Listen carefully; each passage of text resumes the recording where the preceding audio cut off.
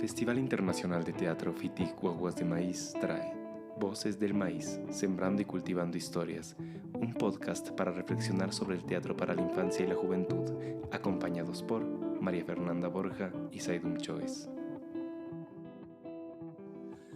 Hola, buenas tardes, buenos días, donde sea buenos días y tardes donde sea buenas tardes. Nos encontramos aquí en este espacio de los podcasts del Guaguas de Maíz y hoy tenemos a una gran invitada, a una amiga muy especial, que ella es Clara Buccelli. Ella es una artista, pedagoga y gestora cultural que desde 1990 ha tejido un camino muy grande donde el arte se enlaza con la salud, la educación y la vida comunitaria. Ella después ya nos irá contando y profundizando en esto. Su formación es amplia y diversa. Tiene un máster en neuropsicología y educación, es licenciada en pedagogía del arte, en artes visuales, es técnica en artes plásticas y en actuación, titiritera. Además, se ha especializado en psicodrama, teoría de grupos, diseño de proyectos artísticos y pedagógicos. Eso lo desarrolló allá en su estadía en Argentina. Y desde hace más de 3 décadas, Clara ha mantenido una intensa actividad artística y teatral. Desde el año 2000 impulsa proyectos en arte y educación a través de la corporación Salacalle, con la que ha recorrido gran parte de América Latina. Y en Ecuador ha desarrollado propuestas que cruzan arte, salud mental, pedagogía, pedagogías alternativas, patrimonio cultural y micros emprendimientos. Ha sido fundadora y directora del Festival Internacional de Artes al Sur del Sur. Además, ha liderado el grupo de investigación Movimiento Reformador Arte y Salud Mental, centrado en la filosofía de la desmanicomilización. Esta es una palabra muy compleja y que le vamos a preguntar. Y gestiona el Centro de Arte Terapéutico, que acompaña con programas de intervención artística a personas con dificultades de aprendizaje, autismos y diversas condiciones neurológicas. Su obra es un puente entre disciplinas, territorios y cuerpos, donde el arte se convierte en herramienta de dignidad, cuidado y transformación social. Pues muy bienvenida, Clarita. Estamos muy gustosos de tenerte acá. Es el texto que se ha preparado en mi olor. Gracias. Pues qué lindo tenerte aquí. Y bueno, para comenzar así, tenemos esta pregunta que hemos estado haciendo a todos nuestros invitados, porque para nosotros es importante conocer un poco más de la historia de cada uno. Y la pregunta es, cuando eras niña tú, ¿cuál fue tu primera experiencia que tuviste con el teatro o con alguna actividad artística que recuerdas así bien fuerte? Bueno, yo como dijiste, en el 1990 y un poco antes ahí, pues tenía 9 años apenas, fui a ver una obra que se presentaba casualmente con el Guido Navarro, el Carlos Michelena y la Susana Reyes. Me acuerdo que el Carlos Michelena hacía todo un performance de que se bañaba ahí en la escena en una tinaja, este, algo, algo pasaba, había como imágenes muy poéticas y la Susana Reyes como que volaba en un columpio, ¿no? Entonces yo tenía entre los 8 y 9 años y miraba eso, sí, en el teatro emocionadísima. Decía, qué hermoso, me pareció tan poético, tan interno, ¿no? ¿Te Y acuerdas después, en qué teatro era? eso, no sé, tal vez en el Sucre, probablemente, porque Ah, era grande, sí. Ajá. Y eso ya, hasta ahí ya no llego, pero tengo claro esto, algunas imágenes y que después todos ellos fueron mis maestros, ¿no? Bueno, el Carlos Michelena no, pero lo he conocido, conozco obviamente su trabajo y en la Susana Reyes algún momento hice algunas cosas con ella, los talleres que fueron hermosos y bueno, el Guido Navarro que fue mi maestro, ¿no? En el cronómetro. ujú. Pero estaban los tres en escena y se conjugaban ahí en esa obra. Qué No sé si lindo. en esa obra habían otros compañeros también conocidos, pero no recuerdo todos. Era como un popurrí de varias escenas, de varias cosas. Bueno, lo que recuerdo es la parte poética, ¿no? Ya, sí, No sí, está sí, ¿qué? es que, claro, a cada uno le queda diferentes cosas, ¿no? Entonces, y también, no sé, ahí tú sabrás un poco más y podrás un poco ahondar, en referencia a lo que uno ha vivido también como niña, como niño, le va quedando algunas cosas que se identifican más con cada uno, ¿no? O sea, Seguro. esta experiencia, digamos, que tú has tenido, muestra cómo el arte también deja una huella desde bien pequeñito, ¿no? Desde los niños, desde que eres pequeñito y te hace pensar también en esto que queremos un poco indagar contigo, en ese impacto que tienen las emociones de las niñas y de los niños.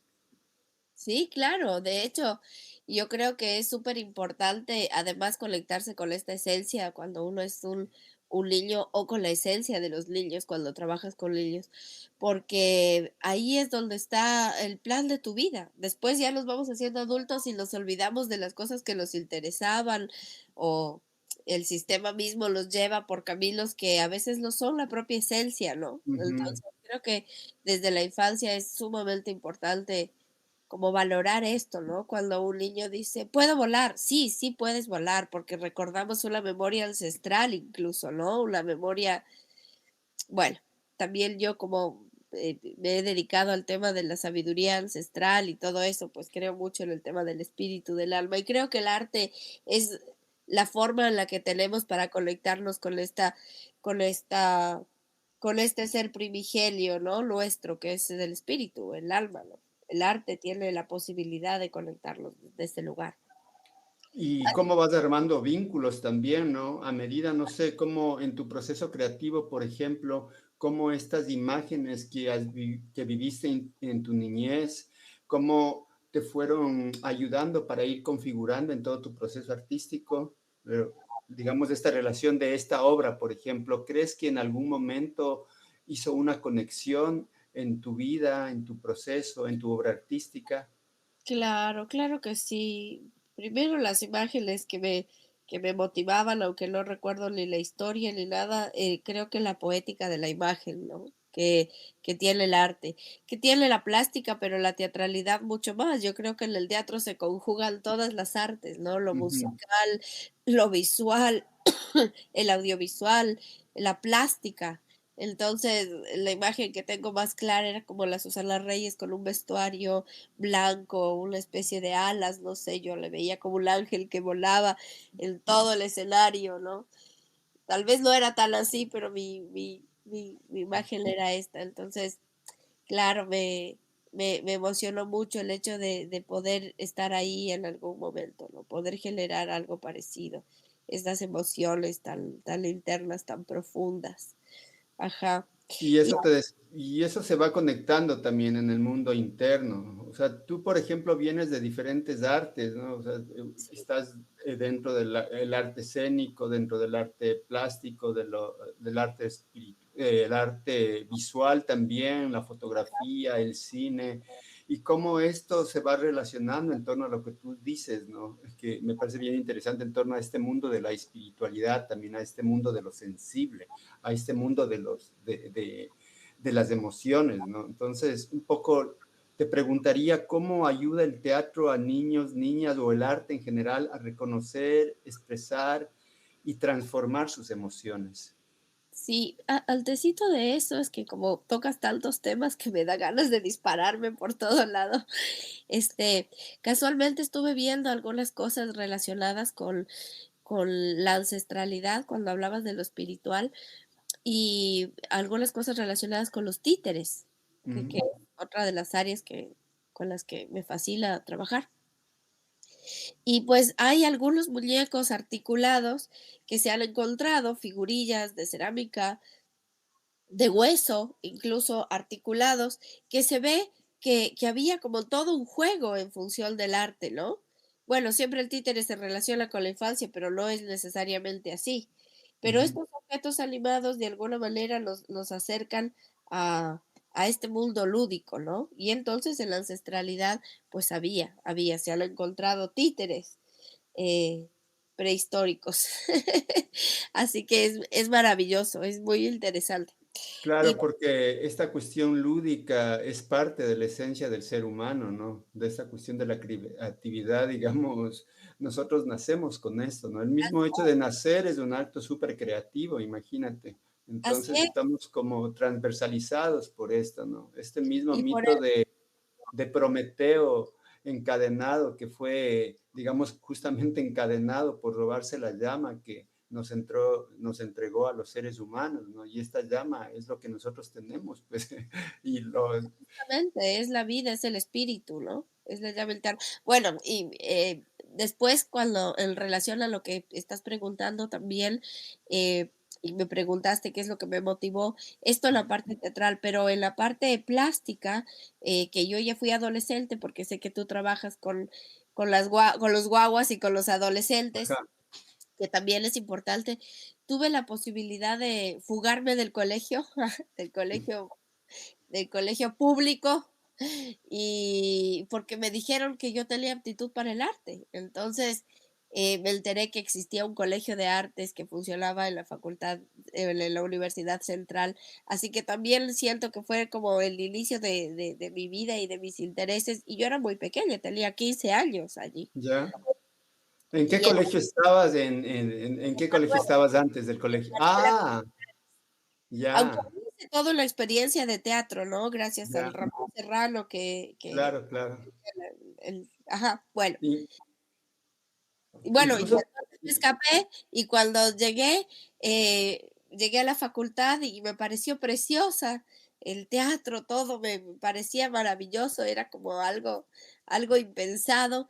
Y me dicen, no, pero aquí no es el colegio, es por allá arriba, así que tuve que subir por el monte y todo, habían bichos y todo, y de pronto se abre así el panorama y veo a mucha gente, envuelta con rapos en la cabeza, con voladoras, rompiendo las piedras, haciendo escultura, gente tirada en el césped, pintando, dibujando, y entro al colegio de artes que era pues una casita pequeña pero hermosa, y cuando entro veo las esculturas gigantes que eran los calcos que venían de Europa, que tenía toda esta historia de la Escuela de Bellas ujú, Artes, porque claro, el Colegio de Artes era la consecución de la Escuela de Bellas Artes que hubo ajá, sí. en el país primero.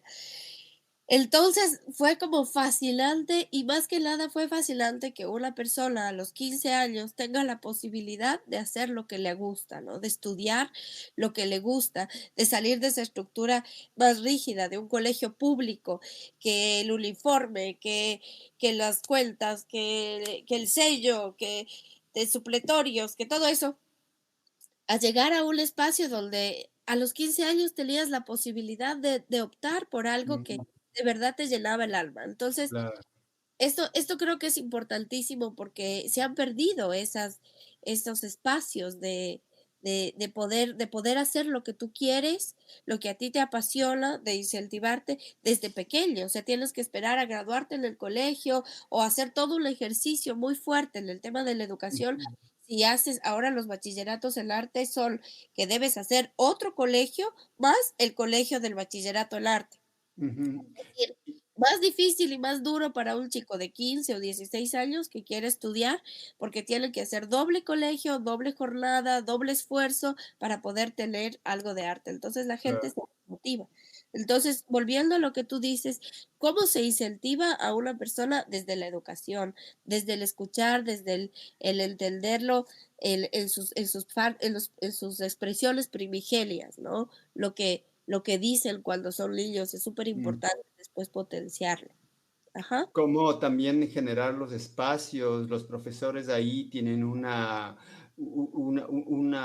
importancia, pero grande, justamente para poder canalizar eso que tú estás hablando. Y también, por otro lado, el hogar, la familia, mamá, papá, un poco que permiten justamente ayudar al niño, a la niña, para que puedan ir descubriendo este camino, ¿no? De la emotividad, de la sensibilidad, también son importantes.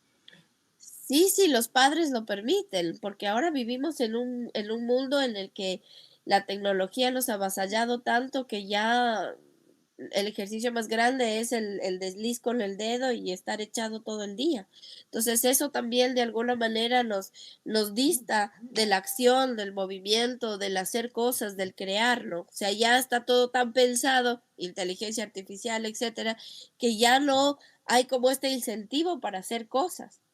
Y las necesidades diarias, ¿no? El conseguir los recursos diarios para vivir y todo, hace que los padres también estén en otras preocupaciones y eso afecta a la infancia, En la porque exper- ya no hay en- tiempo. claro. En tu experiencia, cuando te cambiaste de este colegio público a otro colegio público, que era el Colegio de Artes, ¿cómo fue, se resolvió a nivel del hogar esta decisión que tú tomaste en el cambio? ¿Cómo fue, cómo canalizaste, digamos, estas emociones Terrible. grandes que Tuve que surgieron? arrastrarme por los rincones rogando que por favor me permitan entrar, porque lo primero era, te vas a hacer fumola, te vas a hacer esto, este otro, y además, ¿qué vas a hacer con el arte? ¿No vas a vivir de eso? ¿Cómo se te ocurre decidir esto? No tienes permiso y obviamente a los 15 años necesitaba representante, entonces lo rogué, creo que, no sé, hice una huelga de hambre, no me acuerdo, fue terrible, para que me dejen entrar, porque socialmente está muy desvalorizado Claro. el arte, ¿no? Así que fue duro, pero después, pues ya nada, estando allí, me di cuenta que era un mundo hermoso en el que se podían hacer tantas cosas, ¿no? Y había tanta juventud, tanto ímpetu, tanta pasión por todo, desde el aprender, desde un dibujo, o después las cosas que creábamos en ese colegio. Y bueno, tú lo conoces porque tú Ujú, estás en la facultad, entonces claro. conociste un poco de la experiencia. Eh, en el colegio mezclábamos temas de la teatralidad, de la música, del performance, y como había tanto deseo de investigar, no había tanta planificación, tanta cuestión docta, sino más bien el deseo de jugar, ¿no? Así que así fue como se terminó resolviendo, pues, Claro. Y cuando tú has estado en procesos formativos con niñas, niños o jóvenes, ¿te has encontrado con situaciones un poco semejantes a la que tú viviste? ¿Cómo apoyaste? ¿Cómo les ayudaste para poder resolver, digamos, estos estados emocionales de forma creativa, colaborativa? ¿Incidiste de alguna medida, en alguna forma? sí, yo creo que sí. Yo creo que sí, no con la intención de persuadir a nadie, pero sí he visto, he potenciado a las personas que veo que tienen el espíritu, el deseo. Y recuerdo en un colegio privado de bastante dinero que alguna vez trabajé y estuve con jóvenes y, había como mucha represión a pesar de que había teatro. Y recuerdo a 3 personas allí y que yo les decía, vamos, a una de ellas le decía, usted es mi actriz, usted puede, le decía, usted tiene toda esa energía y yo sé que usted va a ser una gran actriz. Y bueno, pasó el tiempo y de estos 3 uno participó activamente en el grupo de teatro de la PUSE con el Marcelo Luge, después de mucho. Ya. Ah, Y otra chica que ahora es TikToker y sé que baila y todo, se fue a Argentina, hizo muchas cosas. Y una vez que estábamos justamente en unos encuentros de danza contemporánea, viene una chica totalmente cambiada, viene una chica y me abraza y me dice, Clara, tanto tiempo, tus palabras me quedaron tan cercano que me fui a viajar y todo, me hice artista, ¿no? Porque tendría unos 15 años igual y ahora ya tenía casi 30 cuando nos volvimos a ver y me abrazaba, no sabía quién era. Entonces fue súper lindo porque uno ha puesto una pequeña semillita en alguien que era un terreno fértil, ¿no? Una tierra fértil para todo esto. Y me ha pasado en el proceso del circo social, por ejemplo. Recuerdo que les decía a los muchachos, vamos chicos, hay que salir, hay que estudiar afuera, hay que aprender cosas, ustedes pueden, tienen toda la potencia. Y así es como muchos chicos se fueron a estudiar al Circo de Brasil ya. y han vuelto y ahora hacen grandes cosas, han aprendido muchísimo, han crecido un montón Y igual en el encuentro, como, claro, escuchamos tus palabras y nos fuimos, siempre me acuerdo de estas cosas que me decías. Entonces yo sí creo que es súper importante el arte en la infancia, pero que no un arte directivo, ¿no? Porque Ujú, decimos así y hacemos en la escuela, sobre todo que me he especializado mucho en los temas de pedagogía. En la escuela, la clase de arte es como pintemos el dibujito ya hecho, copia igual que en la foto, pega los papelitos troceados, pega las lentejitas en el dibujo. Es decir, no tiene nada que ver con el arte, porque el arte está relacionado con lo sensible, con potencial ujú. sensible.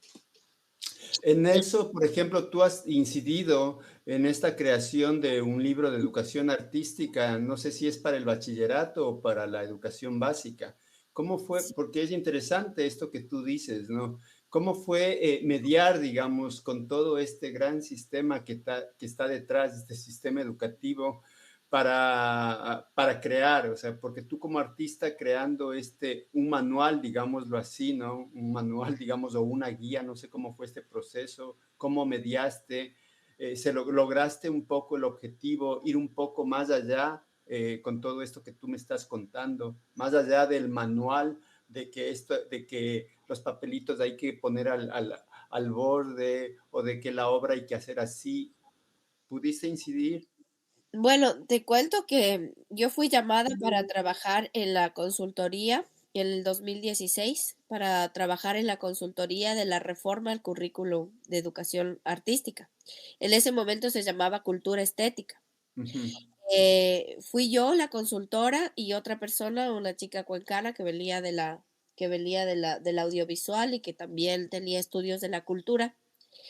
Y también fue convocada una persona, una española, reconocida y todo, valorada obviamente en nuestro país con mayor ímpetu, para hacer esta reforma. Y una de las cosas primeras que se conversó era cómo el currículum de ese momento pensaba en lo disciplinar, y la clase de arte se basaba en que el niño pueda tocar bien la flauta, por ejemplo, ¿no? La mm, clase de arte era tocar la flauta o era justamente pegar botones, o no habían docentes preparados para enseñar arte en las escuelas, sino que de pronto los artistas que lograban un puesto en una escuela, en el magisterio, iban y enseñaban lo que podían. Y si no, pues ponían a enseñar arte a la profesora de literatura, incluso habían porteros, habían secretarias que daban la clase de arte. No digo que no se pueda, tampoco es algo, pero sí es importante como tener una responsabilidad frente a eso. Y luego la experiencia del arte dentro de la escuela no es que tú vas a salir actor, no es que tú vas a salir pintor ni músico, sino que todo esto te sirva en sí mismo para todos los eventos de la educación, que transversalice más bien el arte todo, como a través, yo venía justo estudiando de Buenos Aires y estaba con toda la cuestión de las los lenguajes combinados, es decir, cómo a través de la música, de la plástica y todo puedes hacer una misma actividad. Es decir, no ujú, pensar en lo disciplinar, clase de arte, tocar la flauta, do, re, mi, fa, sol, no, sino cómo tú sobre una propuesta puedes trabajar desde la literatura y puedes mirar una exposición, contemplar un cuadro y empezar a escribir, y después qué emociones corporales las puedes hacer, y después de eso, qué sonidos te aparecen después de contemplar una obra. Es decir, cómo todas las artes están a favor de una experiencia. Y esa era un poco la idea y la propuesta que yo llevé al Ministerio de Cultura, perdón, de Educación para eso, los lenguajes combinados. Y después ver que no habían docentes que estaban preparados en ese sentido. Entonces ahí se hizo una reforma educativa que vino César Col y todo. Y César Col, que es muy reconocido en el tema de la educación, propuso el aprendizaje basado en proyectos. Y en ese ujú. momento fue la revolución en el ministerio, porque las profesoras de ciencias naturales decían, pero ¿cómo les enseño yo los animales vertebrados? Y el César Col se agarraba la cara y decía, no, son proyectos transversales. Por ejemplo, como, y yo lo hice mucho en Buenos Aires, esto de los diseños de proyectos, como por ejemplo un proyecto, yo tenía un proyecto que se llamaba El PAN. Y a través de este proyecto del PAN veíamos las ciencias naturales, todo el tema de levaduras, todo esto, ¿no? Veíamos emprendimiento, cómo se puede vender el pan, veíamos historia, porque estaba relacionado con el pan en los diferentes contextos históricos, el pan en el arte, o sea, cómo a través de una imagen, por ejemplo, hay una obra muy buena de Ernesto de la Cárcova, que es un artista argentino, que se llama, bueno, no recuerdo, es una Ujú, familia pobre que tiene un pedazo de pan, ¿no? Y afuera está viendo que hay toda una guerra. Y ujú, del otro lado, un pan en una mesa muy preparada, siglo XVIII. Entonces, como la posibilidad de hacer una comparativa sociológica, histórica, en relación a un disparador que sería el pan. Después de esto, crearon los títeres con la masa, probar diferentes tipos de panes y escribir sobre el pan, escuchar una canción y armar una canción en función del pan, etcétera. Es decir, que todos los elementos que un disparador nos da los pueden transversalizar. Entonces, así es como se hizo esta reforma. ¿Por qué te cuento esto? Porque fue toda una revolución cambiar esta idea de lo que era la cultura estética, que era ujú, pensado desde lo bello, desde Grecia, desde lo latino, a pensar en lo cultural. Y lo ujú. otro era, siempre estamos estudiando el arte europeo, como si en nuestro territorio no hubiera arte. Y lo otro era diferenciar la cultura, que la cultura no tiene que ver con el arte, o sí, de alguna forma, pero tiene que ver más bien con lo primigenio de un pueblo, es decir, su alimentación, su patrimonio, sus conocimientos. Así que se peleó muchísimo para que esta materia se llamara educación cultural y artística. Mm, Pero después hubieron muchísimos desencuentros. Una, porque no habían docentes preparados. Otra, porque no había una visión clara de lo que era la experiencia de las artes combinadas dentro de la escuela. Y luego, porque obviamente no había un compromiso real en el territorio. Hubo muchas discusiones en función de cuando se justificaban los textos se ponía los países iberoamericanos, en este país iberoamericano, es decir, siempre como la cabeza tenía que ver con lo español, entonces, una, una mirada bien colonialista también. claro, Ujú, entonces terminé saliendo con patada en el orto, no me reconocieron nada y terminé peleándome y saliendo de esto, pero educación cultural y artística lo defendí yo desde ese claro. lugar que te cuento. Así que no consto en el ministerio, no consto en los créditos de educación cultural y artística, a pesar de que usaron todo mi trabajo escrito. Pero luego tuve la posibilidad de escribir 3 libros, escribí de educación cultural y artística, y puedo entender cómo está estructurada el Ujú. currículo. Estos los escribiste no para el ministerio, sino para Una editorial. una Para la editorial. editorial Maya, que ellos ganaron la licitación varias veces, ¿sí? Y Ya. de hecho, muchos libros, bueno, el tema del editorial es complicado porque los libros se deben editar todos los años y todos los años es el negocio de producir los libros. Ujú. Y lo que ponen ahí no es necesariamente lo que está en el currículum, solamente se extraen algunas cosas.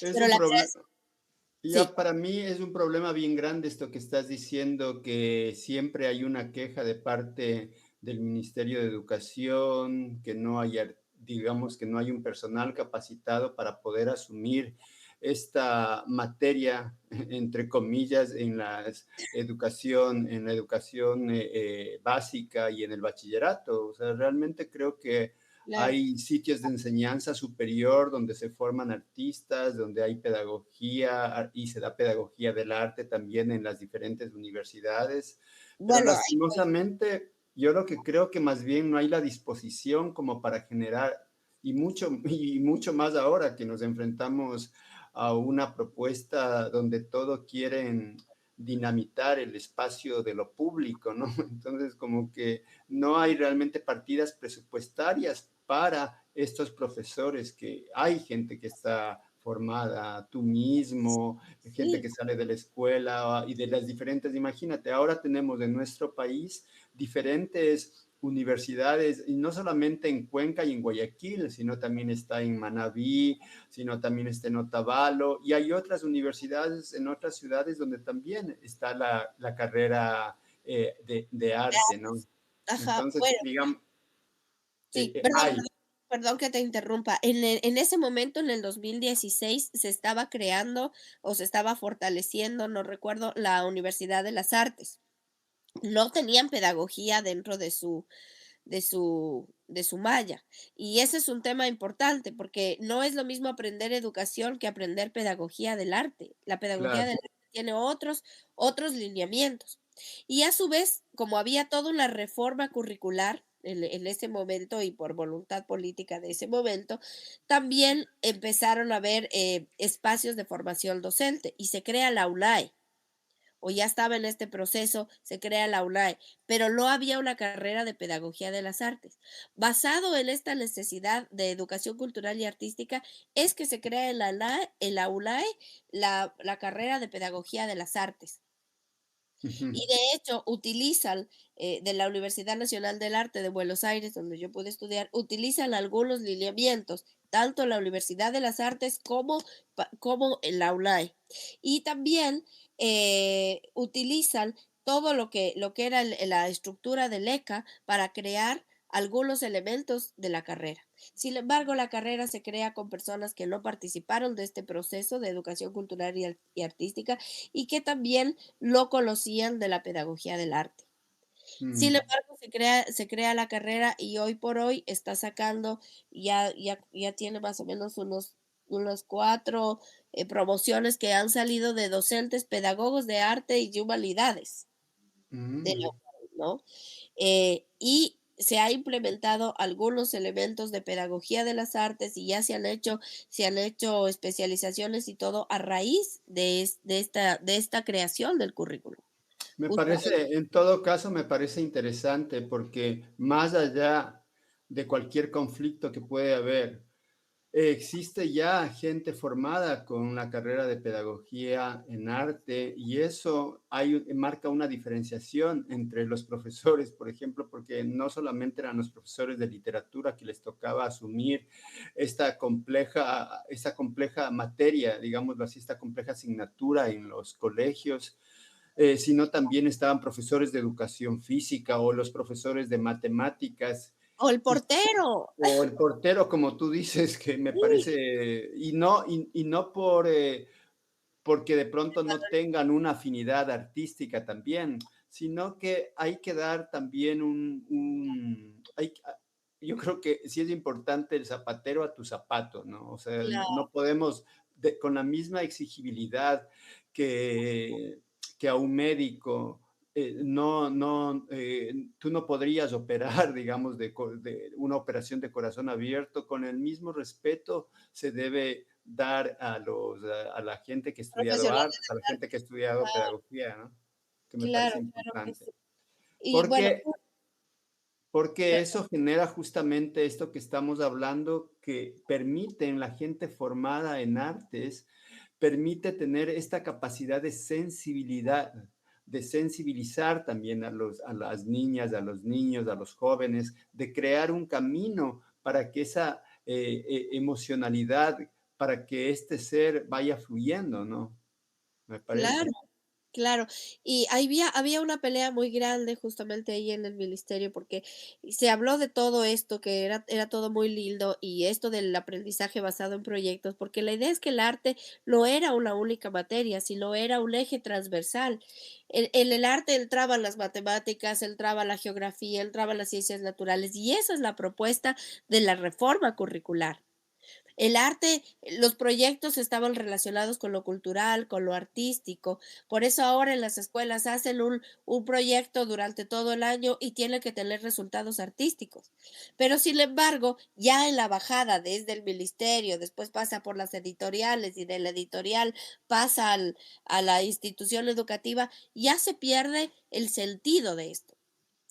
Y lo otro es que a pesar de todo el discurso tan bonito y de todo lo que se creó, educación cultural y artística quedó en 2 horas por curso, en 2 horas a la semana. O sea, no es nada. Claro. Imagínate. Y muchas veces sigue pasando porque yo después he sido docente justamente en Pedagogía de las Artes en la UNAE y he hecho muchísimo trabajo de prácticas preprofesionales en las escuelas y sigue pasando que en la hora de educación cultural y artística, la profesora o el profesor, no hay profesor de ECA, en el mejor de los casos hay uno, el profesor o la profesora se igualan matemáticas o se igualan algo que están retrasados de otras materias. O a su vez, medio pintan algo, por ejemplo, es el regalo del Día de la Madre, las tarjetas para el Día de la Madre, el evento el evento del Día de la Madre, el Día de la Familia, para que hagan Claro, algún teatrito ahí. Es decir, no se está pensando la importancia del arte para la sensibilidad, para el apoyo claro. y la expresión de emociones. Entonces, un poco yo guiaba a mis alumnos, que he tenido muchísimos, he tenido por lo menos unos 500 alumnos, guiaba a mis alumnos en función de ¿para qué sirve lo que usted está proponiendo? Usted va a proponer pintura, perfecto. ¿Para qué sirve la pintura? ¿Cuáles son las problemáticas que hay en el aula? Y las problemáticas eran, y aquí vamos a lo que tú conversaste un poco, ¿no? Los chicos no expresaban lo que sentían, de pronto la metodología del docente era demasiado directiva o era represora, como usted se calla, usted no debe decir nada, etcétera. Entonces los niños tenían miedo, se aburrían, situaciones como que los chicos, por ejemplo, no se concentraban, había mucha dispersión, dificultades de aprendizaje de varios tipos. Entonces, ¿cómo a través del arte, por ejemplo, un chico que tiene dificultades con el TDA o con la hiperactividad, tiene tiempos cortos de atención?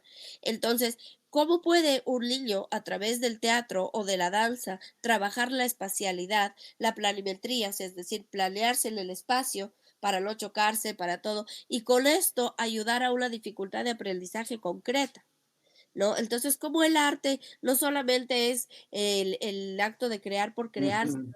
la posibilidad de potenciar dificultades que tenemos las personas, ya sea emocionales, expresivas, físicas, neurológicas, neuropsicológicas.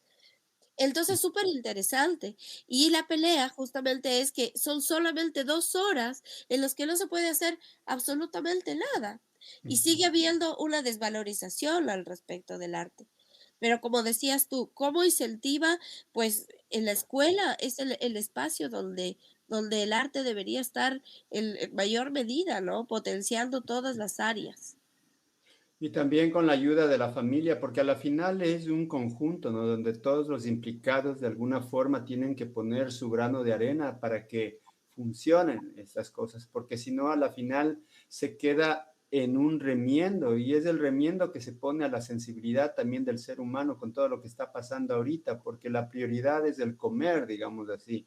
Entonces, pero todas las otras cosas que son vitales y hacen que todo el ser humano sea en sí un complemento, quedan como botadas a la ligera, ¿no? Entonces, solamente importa una cosa, es como pensando en esto de cuando Descartes planteaba en el Renacimiento, pienso, luego existo, y cómo pone en primer plano la cuestión de la razón como parte fundamental y todo el cuerpo, toda esta cuestión de lo sensible queda abandonado con este, y ahora lo vemos mucho más fuerte con este avance, pero salvaje del neoliberalismo, ¿no? Del capitalismo, ¿no? Cómo se pierde todo esto. Sí, te digo que hay un mal cuidado también del tema del arte dentro de la familia, porque para los padres más bien es un problema, ¿no? Es un problema que te pidan material, es un problema comprarles unas hojas, es un problema darles unos pinceles, una pintura, ya, ¿qué va a pedir este profesor de arte? ¿Ya qué va a hacer? Entonces, justamente No. en la familia tampoco, o sea, se ha difundido el hecho de que el arte no sirve para nada. Y es una estrategia, como dices tú, justamente de la de las estructuras neoliberales, ¿no? No queremos personas pensantes, no queremos personas sensibles, queremos obedientes. Y eso es lo que queremos en la escuela y por ende queremos de los chicos, ¿no? Es lo que necesitamos adoctrinar a los muchachos, que no sean pensantes, que no sean reflexivos y el arte proporciona todo eso. Entonces, por eso el arte es el menor tiempo posible, de la peor calidad. ¿Ha habido en tu experiencia, ha habido un proceso de ida y de vuelta, o sea, con los chicos, con las chicas que has trabajado, cuando han llegado a su casa, por ejemplo, en alguna medida las mamás y los papás al ver a su hijo que alguna cosa ha cambiado, ha habido esta como vuelta, o sea, como confrontarte con la mamá, con el papá y este espacio como para agradecer que la actividad artística ha cambiado en algo a su Sí, hijo, a su sí, hija. sí ha habido, claro que sí. Sí ha habido, ha habido situaciones donde los chicos, por ejemplo, no hablaban, no se expresaban y después de un proceso se han soltado. Han habido situaciones donde los chicos se sienten muy inseguros y después de ver los resultados de sus productos artísticos se han sentido mucho más empoderados, reconocido por los Mm, padres también, o a su vez chicos que han tomado la decisión de hacer un proceso artístico, etcétera, y después de eso se han sentido como muy compenetrados y muy enfocados en lo que quieren hacer de su vida. Yo hice un proyecto interesante durante un año que fue sobre prevención de la violencia y el abuso sexual, obviamente a través del arte y todo, con los hijos de las trabajadoras sexuales y los hijos de las señoras del mercado de la Magdalena en Quito. ujú. Y fue muy interesante porque, claro, mi propuesta, como te digo, de artes combinadas, es decir, usando el audiovisual, el teatro, la música, la plástica y todo lo que, las herramientas que están al servicio. Primer ejercicio, caminemos en el espacio, sintámonos un poco en el espacio, cerremos los ojos, imposible cerrar los ojos, caminemos en el espacio, fue un encuentro masivo de puñetazos, de golpes, de No, arañazos, de tirarse al suelo, de llorar y todo, yo en un caos total, o sea, ¿qué pasa? No me funciona esto que me funciona en otros espacios, aquí no me funciona. No me funciona porque apenas roce mínimo, ¡pum! Puñetazo de una, terrible. Y cómo entender que eran chicos que tenían tanto dolor, tanta ajá. pasión en sí mismo, que estaban a la defensiva todo el tiempo. Y entonces, ¿cómo empezar a trabajar desde el arte con esto? Entonces hubo todo un proceso de trabajar con globos, con plumas, con algodón, con el soplido, la no cercanía, con diferentes elementos del arte en función de todo esto.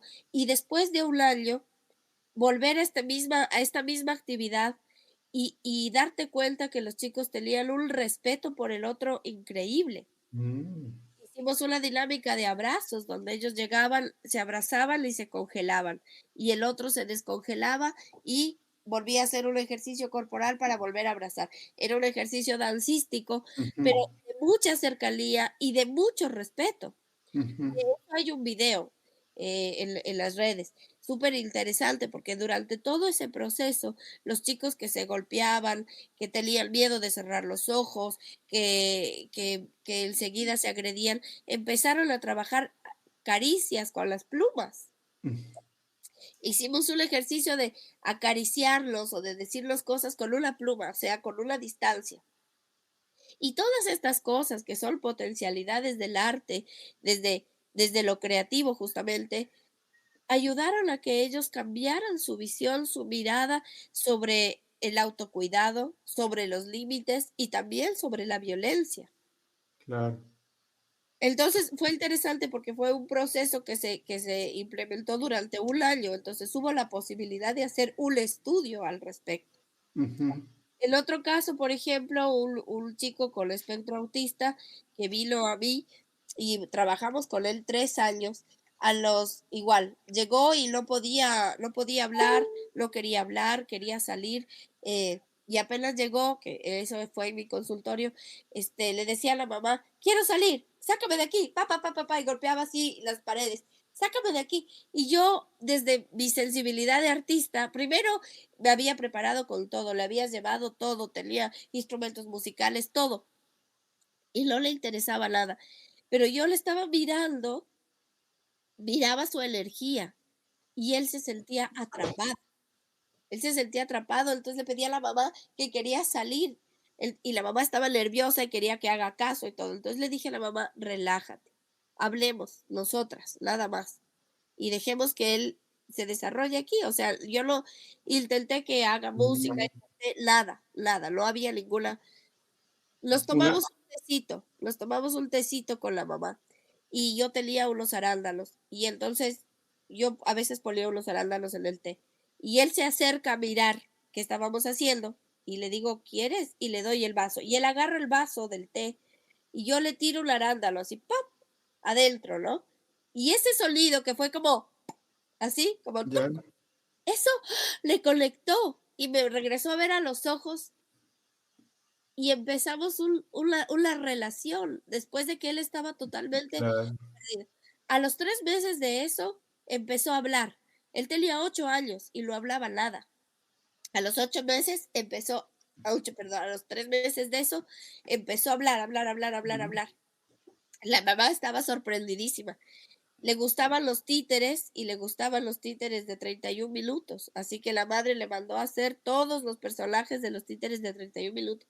Y era tan maravilloso que él hacía las voces de cada personaje igual. Guau, Y como a mí también me gustan estos títeres y los he visto mucho, los miré con mis hijas y todo, jugábamos con los títeres a hablar como ellos, a generar historias, a contarnos cosas, y él con una versatilidad para cambiar una cosa y otra y contar con los títeres, y eso le ayudaba muchísimo, muchísimo le ayudó a socializar, le ayudó a entender al otro, le ayudó a poder encontrarse con el otro de alguna forma. Y lo otro que me pareció precioso era con la escultura. Él modelaba piezas y modelaba una figura y él decía que está mirando para allá, entonces le hacía un ojo más grande. Y luego la destruía y le volvía a construir y le hacía el ojo más allá y el ojo más allá. Tenía una versatilidad para generar esculturas y hacer los guau. movimientos. O sea, destruía y volvía a construir y les iba dando como diferentes formas corporales. Entonces Sí. empezamos a hacer stop motion. O sea, y grabábamos y después veíamos los videos. Fue tan hermoso ese encuentro. Entonces yo te puedo decir que el arte es una maravilla. El arte es todo. El arte atraviesa la vida como era el texto que yo tenía en el festival. El Ujú. arte atraviesa la vida y es la mejor herramienta para la salud mental. Es sanador también, ¿no? Y desde ese ejemplo que pone desde el arándano cayendo en el té, una acción tan sencilla, pero tan potente, tan significativa, imagínate, y hacia dónde fue, porque veo también eso al momento que el arándano cae en el vaso de agua y cómo se expande las ondas, es Las ondas. como el mismo universo, en este Big Bang, cómo se hacen las estrellas, imagínate. Y así es el proceso creativo, ¿no? Y Que el es sonido y lo lo ima musical. de lo inimaginable, o sea, son cosas tan sencillas, eso me parece súper interesante, porque también esto posibilita a los maestros, a las maestras, que no se necesita, y a los padres y madres de familia también, que no se necesita esas grandes cosas, los grandes recursos para propiciar estos ambientes donde se pueda vivir, digamos, el arte, donde se pueda vivir la sensibilidad. No se necesita de esas grandes cosas, sino cosas tan sencillas, pero que nos evoquen mucho, ¿no? Yo creo que lo que se necesita principalmente es la Ajá. escucha. Y a partir de allí el poder jugar como un niño. Yo creo que otro terapeuta, o sea, no es una cuestión egocéntrica lo que te voy a decir, pero otro terapeuta que viene desde la teoría, que intenta probar sus test y todas esas cosas, no lo puede hacer. Yo soy neuropsicóloga, pero antes de neuropsicóloga, yo soy artista, yo soy payaso, yo soy clown, yo soy una niña que juega con el arte. Entonces, esa posibilidad de estar en el mismo nivel que él, de tirarme al piso, de jugar con los títeres, de trabajar en todo esto, o sea, me daba una conexión maravillosa, porque justamente es esto, el no perderlo. Y yo creo que los artistas en su gran mayoría no perdieron esta esencia del niño interior Ujú. que estaba allí. que es lo que te decía, ¿no? La esencia del niño. Eso es súper importante y en este mundo neoliberal y globalizado, como dices tú, pues ya no se ve, se intenta apagar esta esencia, ¿no? Y Ya, es muy triste, ¿no? Porque ahorita eso, lo que estás diciendo un poco me lleva a pensar en esta cuestión de la memoria, ¿no? De la memoria emocional hacia la memoria colectiva. Porque esta memoria emocional es esos encuentros que vas haciendo contigo mismo, ¿no? Esos encuentros que te ubicas en tu espacio, como tú dices, como un niño, por ejemplo, autista, un niño con capacidades especiales, el hecho de ubicarse en su propio dormitorio, en su propia casa, esto le produce un acto con la memoria de lo sensible también, cómo te conectas y después de eso enfrentarse al mundo es como unir la cuestión de lo colectivo, ¿no? ¿Cómo has vivido tú, por ejemplo, este proceso de construcción con las niñas y niños? En el caso, no sé, que has trabajado con niñas y niños y jóvenes con capacidades especiales. ¿Cómo has vivido estos procesos de la memoria de lo sensible y la memoria de lo colectivo?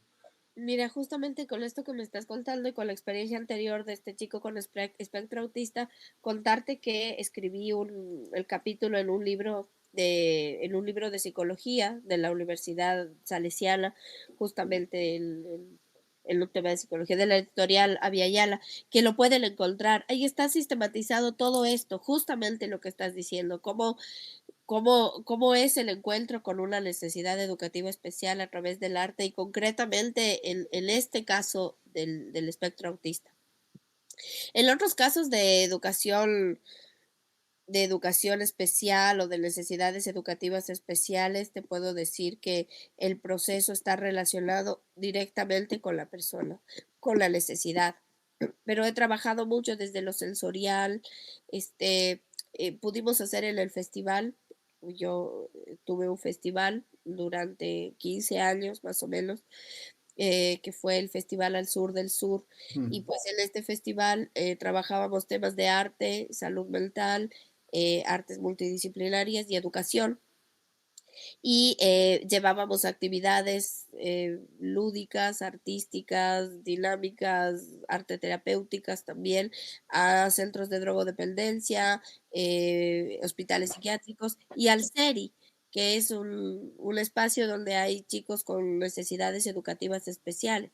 Y las veces que se pudo intervenir allí, por ejemplo, se trabajó muchísimo con temas de sensorialidad, cómo a través de un papel empezamos a contar una historia y se convierte en un gran títere, en un títere colectivo y después también es un títere individual, se parte de una bola y a partir de esta bola que soy yo mismo, me uno con otro y después al unirme con el otro se convierte en otro tipo de forma y esta forma adquiere vida, adquiere animación. Cuenta una historia que después se junta hacia lo colectivo y después todos juntos somos varios títeres, que somos una comunidad y finalmente somos un gran títere que es el producto de todo el trabajo comunitario. Por ejemplo, esto es muy lindo porque allí en este tipo de actividades se juntan los niños, los padres y también los terapeutas, los profesionales que están atendiéndoles, ¿no? Porque siempre hay mucha distancia entre un niño, entre el padre y entre el profesional o el que está ahí atendiéndonos. Entonces, la posibilidad de que un chico con necesidades educativas especiales, desde cualquiera de su especialidad, desde cualquier lugar, puede aportar muchísimo de muchas maneras y puede generar productos sensibles, artísticos, lúdicos y de aprendizaje, sobre todo Ujú. cognitivos. Puede generar productos cognitivos que aporten a la totalidad. Y justamente es esto. Muchas veces las necesidades educativas especiales están desde un lugar de la separación, del individualismo, ¿no? Mm, Entonces, tú eres especial, por lo cual hay cosas especiales para ti, cosas que tú no puedes hacer, lugares a donde tú no puedes entrar, situaciones en las que tú no puedes participar, y yo como normal, ¿no es cierto?, entre comillas, pues yo tampoco puedo entrar en tus espacios. ujú, Entonces, en realidad el tema de lo inclusivo ahí es desde el arte. El claro. arte, el arte tiene la posibilidad de que un niño de 2 años, como un anciano, una persona de la tercera edad, puedan participar sobre una misma propuesta y sus propios espacios cognitivos, ¿no? O productos o producciones cognitivas. Por supuesto. Bueno, Clarita, estamos llegando ya al final un poco de esta conversación muy interesante No, que qué hemos pena. tenido contigo. Y pues estamos con una última pregunta, un poco pensando a ti, por ejemplo, en el caso de que por estos azares del destino te llegara una carta y que tú eres la nueva secretaria de Cultura, te llega así a tu casa que eres la secretaria de ¿De Cultura dónde? ¿De Pichincha? ¿De Manaví? del Ecuador, imagínate, porque claro, como ahorita ya no hay ministerio, entonces eres la secretaria de Cultura de todo el Ay, Ecuador. Entonces, si te llegara esto y tuvieras el poder de transformar las políticas culturales y educativas, ¿qué harías para que el teatro, para que el arte llegue a todas las niñas, niños y jóvenes? primero abriría el espacio libre para que los artistas puedan ir y entren a las escuelas como lo hacíamos antes y podamos generar actividades artísticas, obras de teatro, exposiciones y todo. Flexibilizaría un poco todo el tema o intentaría pactar con el Ministerio de Educación para flexibilizar un poco el tema de la entrada a los espacios y de la salida también, porque para poder ir a un museo, para poder ir a una biblioteca, a una exposición, lo que sea, hay que hacer muchísimos trámites. Yo intentaría que el tema del arte esté desde la primera infancia hasta todo, hasta el bachillerato y que esté y que sea parte importante de esto, potenciaría, como intenté hacerlo con la ELECA, por ejemplo, potenciar a los artistas nacionales, que las personas, los chicos conozcan quiénes son los artistas de su patria, también, ¿no? Que puedan conocer el arte universal, el europeo, etcétera, pero principalmente que conozcan cuáles son los lineamientos de su localidad, ¿no? El arte de Quito como el arte de no sé, de acá, de Manabí.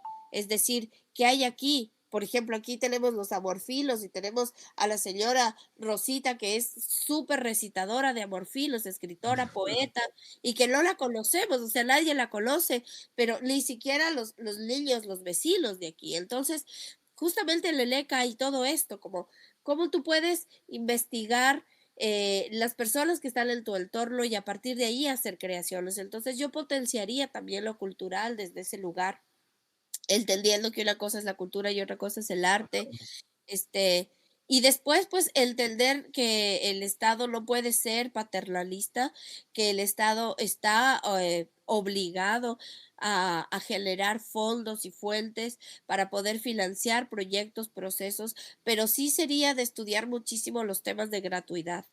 Y el tema de la gratuidad también está relacionado con la educación. Entonces, donde yo creo que hay que potenciar más es justamente dentro de la escuela, dentro de los espacios educativos y después obviamente en los barrios y todo esto, ¿no? Hay otras comunidades, otros países, no voy a decir cuál, pero en cada barrio hay un centro cultural y la gente va y participa y son espacios independientes. Y también había públicos ahora ya con la situación difícil de por allá. Y entonces la gente está acostumbrada, le da un valor, ¿entiendes? Y entonces el tema del arte se va moviendo. Pero cuando lo que estábamos diciendo, cuando el papá está enojado porque le piden materiales o porque le toca acompañarle al hijo al teatro porque es un deber del colegio, Claro. estamos fregados, ¿no es cierto? Porque no hay esta educación. Así que es justo en la primera infancia. Así que adelante, Saidum, con tus guaguas de maíz, que sigan siendo fructíferas estas mazorcas. Muchas gracias, Clara, por compartir tu experiencia, tus historias, tu Sí. vida, tu experiencia. Y bueno, no sé si quieres decir algo a todas las personas que nos escucharán, a maestros, maestras, artistas, jóvenes artistas. Yo diría que valoremos lo que tenemos, que valoremos este territorio hermoso que tenemos, que el arte no solamente es un cuadro colgado o una canción hecha, sino que es en cada cosa, el gozar del paisaje, el disfrutar de las personas con sabiduría que están a nuestro alrededor, que aprendamos a valorar lo que somos, de dónde venimos, sí, porque siempre estamos pensando en el afuera, porque nos han enseñado a pensar que lo de afuera vale. Así que yo diría que primero miremos el arte que tenemos alrededor, lo que nosotros podemos hacer con nuestras propias manos, lo que nosotros podemos hacer en la relación con el otro, nuestra música, nuestra cultura, nuestra comida, Mm, y poder propiciar esos intercambios, ¿no? Estar perfecto. abierto a intercambiar. Eso diría yo. Primero, empezar por allí. Muchas gracias, Clarita. Qué lindas cosas. Nos dejas así, pero llenos, ¿no? Llenos de miradas, ¿no? Llenos de direcciones también para ir a buscar cosas. Bueno, queremos agradecerte y esperemos que a todas y todos nuestros oyentes esta conversación les inspire también, sea inspiradora, o sea, esta voz tuya. Y bueno, será hasta nuestro próximo capítulo en esta serie de podcast que estamos desarrollando dentro del Guaguas de Maíz.